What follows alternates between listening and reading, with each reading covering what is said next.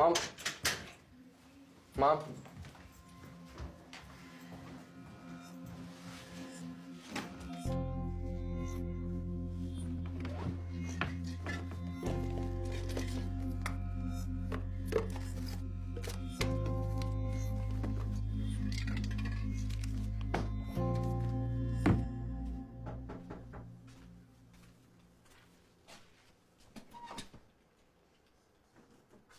Сәлеметсіз бе, тәте?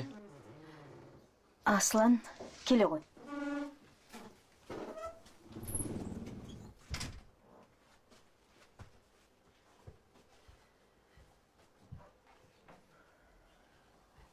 Отыра ғой.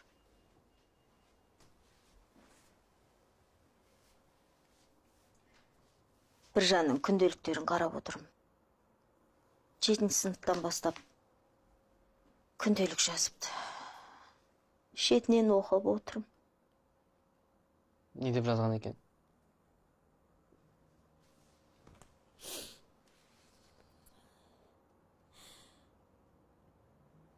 Бүгін жаңа жылдық кеш болды. Кеш қызықты өтті. Неше түрлі ойындар ойнадық. Биледік. Вальс қойылды. Вальске Мариямды шақырып, сол жерде дайындаған сыйлығымды бергім келген. Тағы да бере алмадым.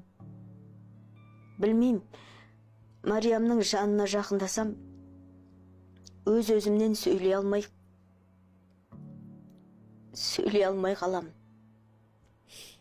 Осылайша сыйлығымды құшақтап, таң атпен үйге қайттым. Бірақ бұл нәрсенің де пайдасы бар. Ұнататын қызыма жақындай алмадым. Есесіне досым Риза.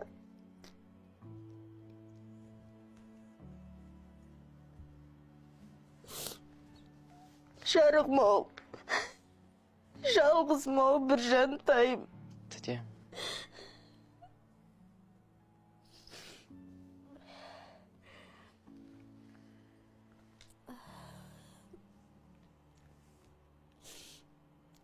Не үшін келдің, айта ғой.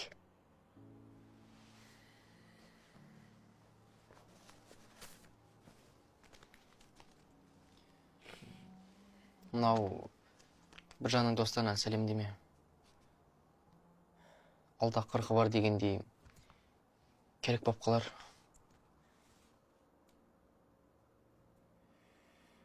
Сендердің араларыңда жүру керек еді ғой.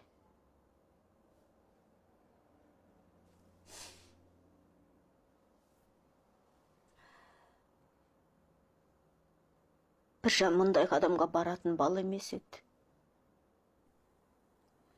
Балам, шыныңды айтшы. Сендер оның досысыңдар. Сендердің араларыңда мен білмейтін бір жайт орын алды ғой. Солай ма? Айтшы, ол неге бұлай жасады? Білмеймін, тәте. Мен ол күні мектепте болмағам.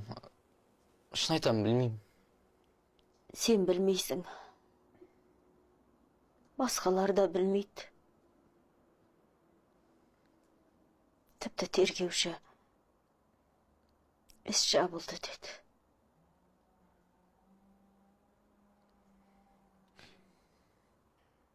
Мен бірақ Біржанның себепсіз өз-өзіне қол жұмсап